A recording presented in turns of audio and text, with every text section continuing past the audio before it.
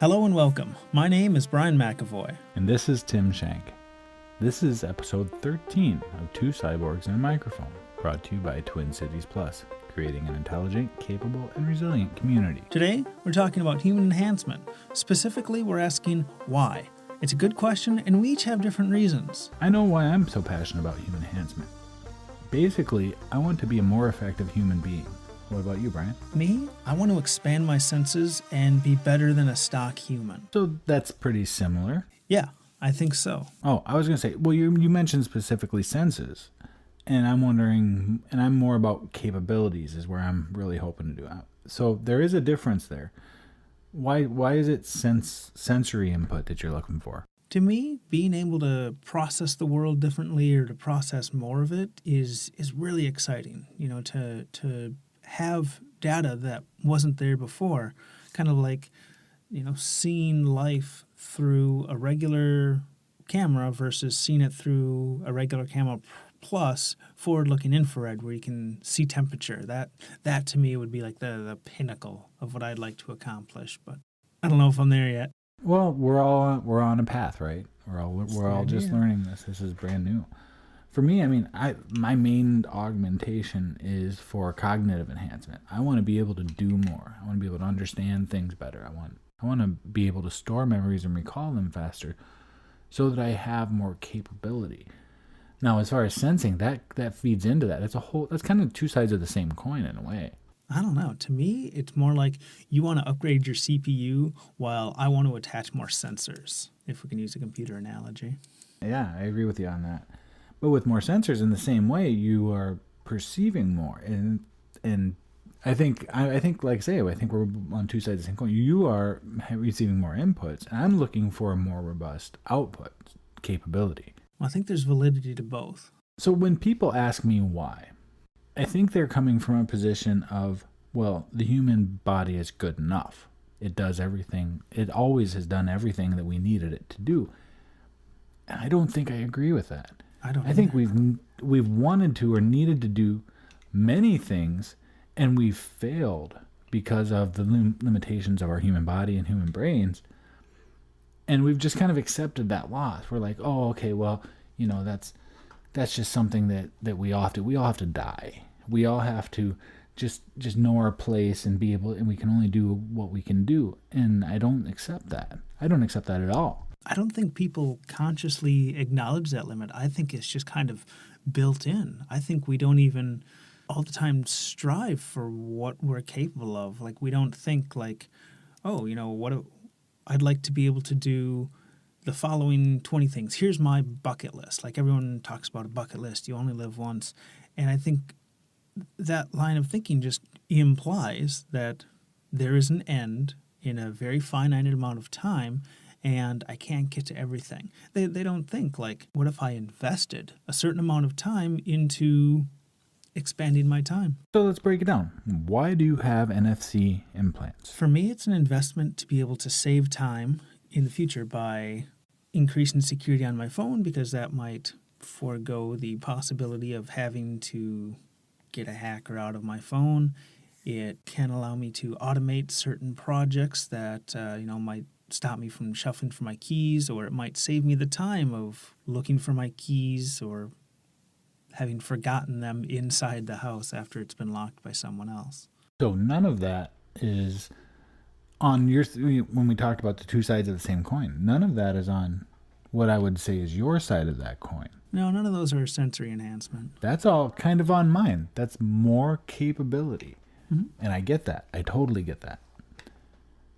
So in the magnets, that's pretty simple. It fits right in. Why do you have magnet implants? Magnet enhancements are definitely a sensory enhancement for me because, again, I work with electricity, and being able to sense electrical fields with magnet is a spectrum that I'm always eager to experience. And your reasoning for the magnets is not necessarily to sense the electrical fields directly, but to use devices that create those electrical fields so that you can sense things that you normally couldn't sense. Well, I think it's extended by another step. I'm not sensing the electrical field for that in itself. I'm sensing the electric field for a different input.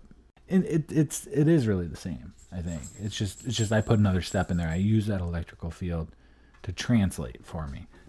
For me, and when I say it's about capability, I'm kind of rethinking that. I think it's mostly true. So if you ask me why I have an NFC implant, I think if I were to answer that question honestly, it would be to have an experience with implants.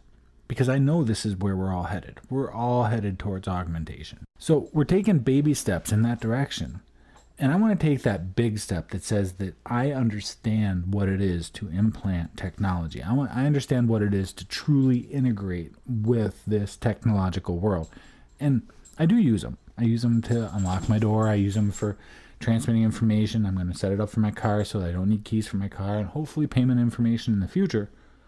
But what it's really about is so that I've taken that deep dive into what I kind of perceive, or what I think is going to be the future of all of us. I want to do that deep dive now, before it's something that becomes either mandatory for security reasons or whatever is coming in the future. I want to be already in the deep end so that I can swim. And I think that's when people ask me, I say it's to explore this integration with technology that we all are going through right now. I'm jumping in the deep end so that I can know how to swim because the water's rising. That's the closest analogy that I would be able to make. And I see that in the biohacker, the grinder community, is the people are or want to be pioneers. That mentality right now is so exciting. Being a part of that community and talking with people from that community is just exhilarating, because these people are willing to put their money where their mouth is and do something far out, even though the risks are higher than buying an iPhone. And in some ways, it's kind of an ego boost to be a pioneer. I mean, I was probably No number doubt. 200 or 300 to get the NFC implant, and I might be the first on something in the near future, or maybe a little bit further out than that. And that's kind of an ego boost in a way. To be that pioneer, to be that first group of people who takes this step towards what I think of as evolution, it feels good. It feels powerful. It feels like you're leading in a way. And that in itself has some value, but it's kind of egocentric, don't you think? I think that can be said about a lot of things, and definitely about grinding. Do you see a lot of people that are doing these things for, say, more practical uses? I know we're all talking about this, we're doing this for these reasons, and why implant something without a reason and things like that. But in the end, we really, at least most of the people that I've read, it's kind of a balance there. I'm wondering, is there a growing, or is there a segment of that population that's doing it for truly practical reasons? I mean, I'm unlocking my door. Sure, that's a practical reason to have an implant, but there's other ways. It's not necessary. Do you see any of our population that's doing something that's getting an implant out of necessity? Medical cyborgs, people with pacemakers, people with cochlear implants. You and I have both said that we would both get a cochlear implant voluntarily. For me, it's going to be a necessity pretty soon, just because my hearing is awful, and I'm not going to wear a hearing aid that you insert. I'm definitely going to go the cochlear route if possible. You're so lucky to be losing your hearing, Brian. That's so sad that I think that. I wish I was losing my hearing so that I could get cochlear implants. I know it's wrong. Don't be jealous of my hearing loss or my bad posture. I know it's wrong, the other but crap that's that's- totally true. Man, I anything above find my myself- shoulders is just a little wonky. No, I find myself wishing I had more hearing problems, just so I'd have an excuse. I will make up a black metal playlist and just make sure you don't turn the volume below 99, and I'm sure you'll be there in no time. Well, I was never into the black metal. I was big into the rave scene when it first came out, and I was involved with the production companies and all of the whole thing when it first came out. I was right up against those walls of speakers, and I seem to be hearing just fine. Sadly. and I couldn't hear properly since I was 7. You're so lucky. Oh, no. The second most common word in my vocabulary is what? Sorry, could you say that again? Huh? Yeah. Sorry, I didn't catch that. So if we're talking about the answer of why at this point, let's kind of sum up what we've talked about so far. So why at this point is you got the medical cyborgs that are doing it out of necessity. Everybody understands that. There's nobody who's going to disagree. Well, there's some, but You got the grinder community that's doing it partially out of experimentation and partially to be those pioneers, which is more egocentric. So is that all of the why? I was recently talking to a doctor. She explained health as a sliding scale between 0 and 100. 0 is dead. You have 0 health, kind of like hit points. When you're at 100%, you're fully functional. All your body systems are working in tandem. You're running smoothly. You're a well-oiled machine. You're shipshape. For the point of her conversation, she said that when you reach about 60% is when you start to feel symptoms of disease. What really got me thinking was that 100%. Like, let's say you were operating at 100%. You were a stock human and you were just fit as a fiddle.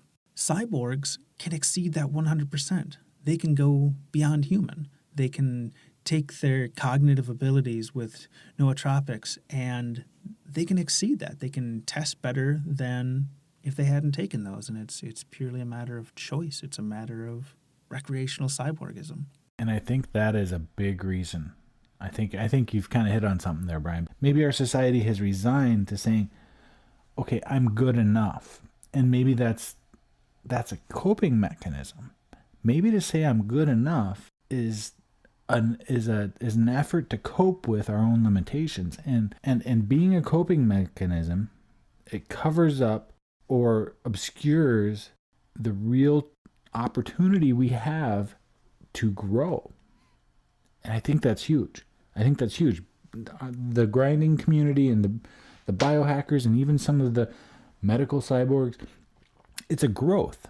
It's an opportunity to grow beyond what you were before. And I think that is the most inspiring part of all this. I think it comes back to that we don't consciously acknowledge these limits. I mean, does a fish ever say, man, I wish I could breathe air? It just thinks, what can I do as a fish? And, we have the opportunity to move beyond that. That's a good analogy, too. We don't have to just accept our own limitations. And in so many ways in the past, we don't. I mean, we're limited by our ability to move across oceans. So we solve that. Mm-hmm. And we're limited by our abilities to communicate. And we solve those things. And we solve all these things. Physical limitations is something we've never really tried to solve for that, unless they are something that is a disability. And I don't think that, we really have disability and normal or ability. We don't ever try to go beyond that in history, as far as the human physical ability and the physical machine. In the past, we've tended to just accept those limitations, where in every other area of life, we've broken through so many barriers. But with the physical limitations, we seem to be like, oh, well, that's just the way God designed us. And I think it comes down to the mentality of tool use, maybe, where if we want to do something better, I can't lift 500 pounds, but if I have a lever and a fulcrum, I can lift 500 pounds with one hand. It comes down to tool use. People don't think, man, I wish I could lift 500 pounds. They think, what do I need in order to lift 500 pounds? They think of the extra ability to be outside of themselves. And I think that's where the grinder community is different. They think, I want that ability to be part of me. And that to me it just makes so much sense in a way. And it's kind of like, well, what the hell were you thinking for the rest of humanity since the beginning of time? So I think that's a good place to wrap this up. I want to thank our listeners for listening. We'd like to invite you all to email us at twocyborgs@twincitiesplus.org. You can spell that two cyborgs any way you want. It'll get through to us. The usual thanks to Zach Dolan, who created the cover art for our podcast. This is Brian McAvoy. And I'm Tim Shank. Please join us next time. We'll talk about something awesome. It's going to be great. So you have been listening to Two Cyborgs in a Microphone, brought to you by Twin Cities Plus, creating an intelligent, capable, and resilient community. Like, follow, share, +1, and don't forget to subscribe on any of the popular podcast services, including Google Play Music, iTunes, and Stitcher. Help us move up the podcast ladder by subscribing and commenting on iTunes.